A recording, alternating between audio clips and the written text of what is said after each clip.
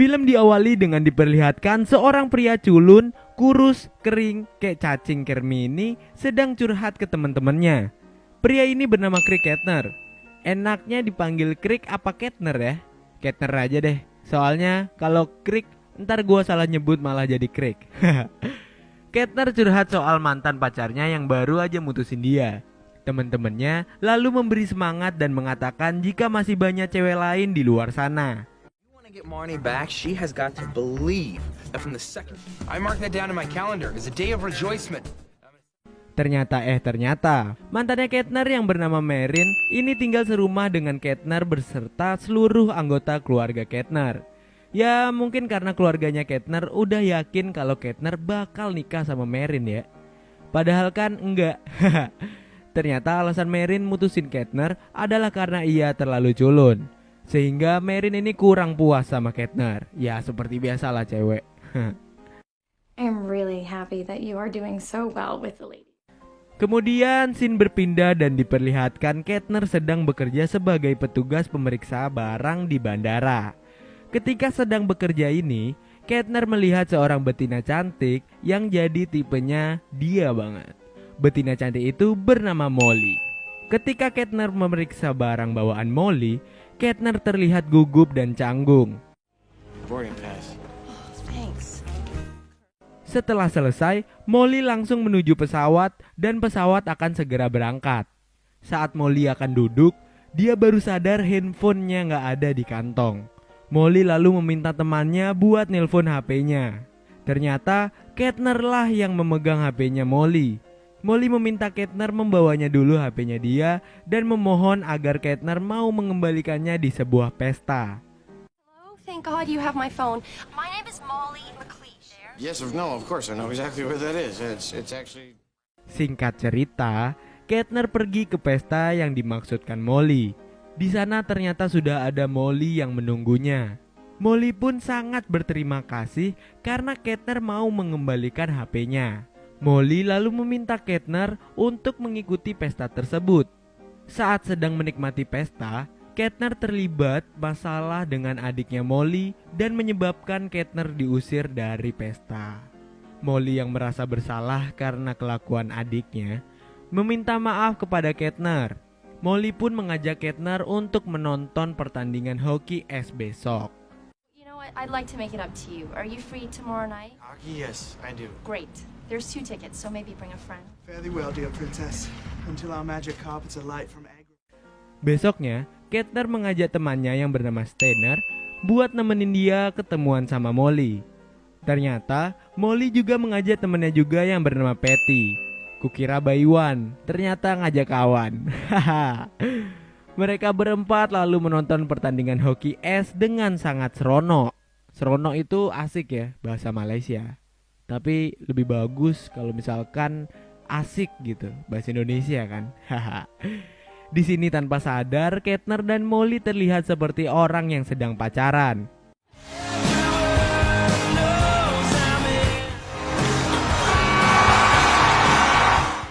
Mereka nampak bahagia menikmati hal itu. Tak lama kemudian, Molly meminta izin untuk membeli minuman. Nah, pas gak ada Molly, Patty ini ngasih tahu Kettner kalau Molly suka sama dia.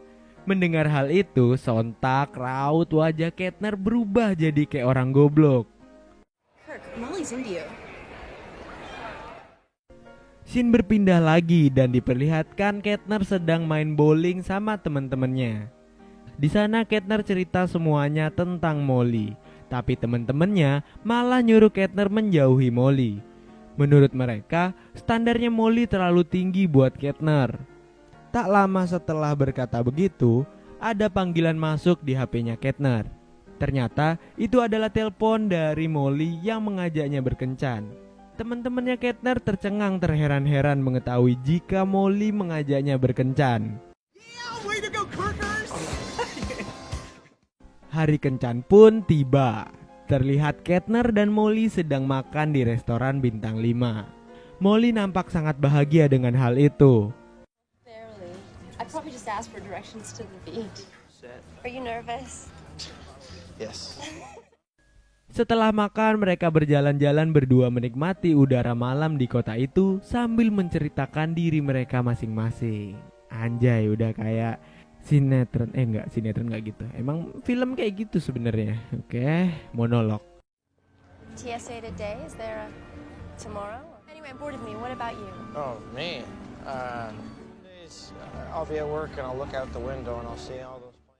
Kemudian Kettner mengantarkan Molly pulang seperti biasa, bergenjotan, tapi tidak di sini. Sabar.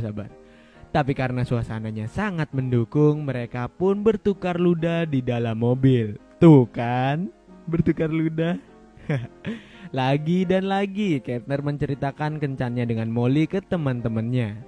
Gua rasa si Kettner ini suka curhat ya orangnya. Ya namanya juga cowok, humoris lah pastinya. Ya kayak gua. Bercanda guys.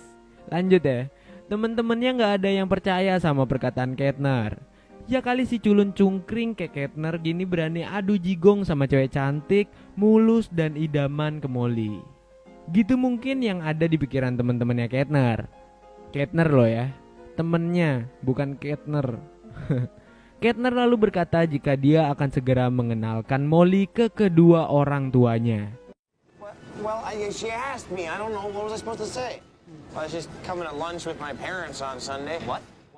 Dan benar saja terlihat Kettner mengajak Molly ke rumahnya guys. Dan Molly pun dikenalkan kepada seluruh penghuni rumah, termasuk kepada Marin, mantannya Kettner.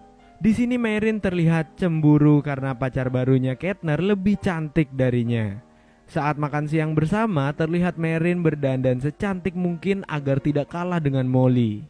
Marin lalu bertanya kenapa Molly mau jalan dengan Kettner yang tampilannya culun begitu. Molly pun menjawab jika dia merasa bahagia jika berada di dekat Kettner. Molly juga berkata jika Kettner selalu bisa membuatnya tertawa. You a comedian? I didn't know. Hey, tell us a joke there, Sinbad. I can just be me around him. Singkat cerita, Kettner mengantarkan Molly pulang. Molly mengajak Kettner masuk ke apartemennya dan memberikan minuman. Mereka lalu mengobrol tipis-tipis dan rasa sakne pun muncul. Mereka berdua lalu memuaskan nafsu birahi mereka. Tapi belum juga ngapa-ngapain. Si Kettner ini udah ngecerit di dalam celana. Anjing lah Kettner. Udah dapet cewek cantik malah digituin. Oke lanjut ya. Untungnya si Molly ini gak sadar karena di saat bersamaan kedua orang tua Molly datang. Ayah Molly langsung menyodorkan tangan ke arah Kettner untuk bersalaman. Tapi karena celananya basah akibat benih yang keluar duluan, Kettner pun tidak berani menjabat tangan ayahnya Molly. No. So,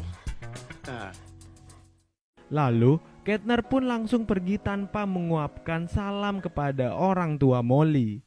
Di sini terlihat raut wajah kesal dari Molly. Sejak saat itu, Molly tidak pernah menghubungi Kettner lagi. Keesokan harinya, Kettner menceritakan kejadian semalam dengan teman-temannya lagi. Tak lama kemudian, Marin datang dan ngajak Kettner balikan. Bahkan, Marin ini menjelek-jelekan Molly di depan Kettner. Tentu saja, Kettner menolak ajakan balikan Marin. no, I don't think so. You broke up with Molly, and I just can't stand to see you get hurt. So if that makes... Lalu teman-temannya Kettner menyuruhnya untuk menemui Molly dan meminta maaf. Scene berpindah dan terlihat Kettner menemui Molly. Awalnya, Molly marah-marah karena sikap Kettner yang tidak menyapa orang tuanya. Tapi, setelah Kettner jujur tentang dia ngecerit di dalam celana, Molly pun ketawa dan memaafkan Kettner. Setelah itu hubungan mereka membaik. Bahkan kini mereka menjadi lebih dekat lagi.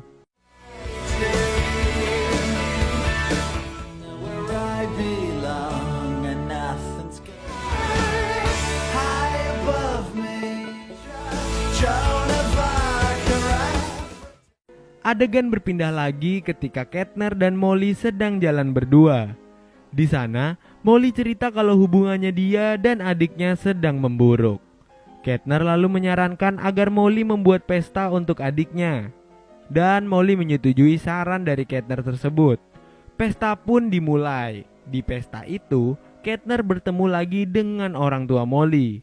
Tapi tampaknya orang tua Molly tidak menyukai Kettner karena kejadian kemarin. Tak lama kemudian mantannya Molly yang bernama Cam datang. Kedua orang tua Molly tampak akrab dan ramah terhadap Cam, dan hal itu membuat Kettner cemburu. Nice to see you, sir. I'll see you down there. Ketika pesta selesai, Kettner dan Molly berduaan di kamar. Ketika mereka akan memulai pergonjotan duniawi seperti biasa, Molly ini ngerasa ada yang aneh dengan Kettner. Kettner pun akhirnya jujur kalau selama ini dia minder pacaran dengan Molly. Menurutnya, Molly ini terlalu sempurna buat dia. Molly kemudian menjadi marah mendengar hal itu. Mereka kemudian beradu argumen, dan hal itu membuat hubungan mereka berakhir. Exactly like you're behaving right now. He couldn't handle it. Wait, guys like that, so what? You were gonna date guys like... It's you. Hari-hari pun dilalui oleh Kettner dengan perasaan sedih karena kehilangan Molly di hidupnya. Entah apa yang ada di pikiran Kettner, dia pun memutuskan untuk balikan sama Marin. Terlihat mereka di bandara pakai baju couple dan berencana untuk liburan berdua. Mengetahui Kettner balikan sama Marin, teman-temannya marahin dia. Mereka tahu kalau Kettner cuma terpaksa aja balikan sama Marin. Anything in common with any of those people, man. Look at The whole time, you told me I wasn't good enough. Steiner pun sampai bela-belain masuk ke pesawat untuk meyakinkan Kettner agar balikan sama Molly. Karena hal itu, Steiner dipaksa keluar sama petugas bandara.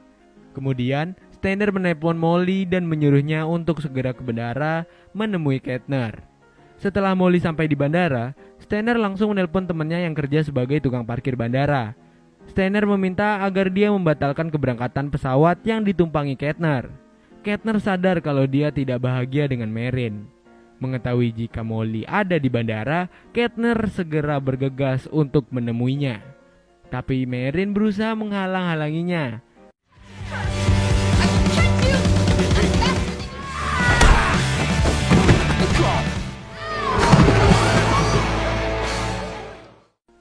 Singkat cerita, Kettner berhasil menemui Molly.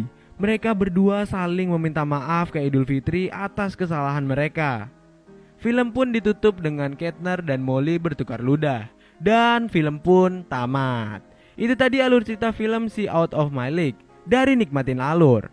Film ini ngajarin gua tentang pentingnya kebahagiaan dalam hubungan dengan pasangan. Kalau kita nggak bahagia dalam suatu hubungan, ya udah tinggalin aja. Nggak perlu dipertahanin lagi, karena itu bakal nyakitin kita sendiri.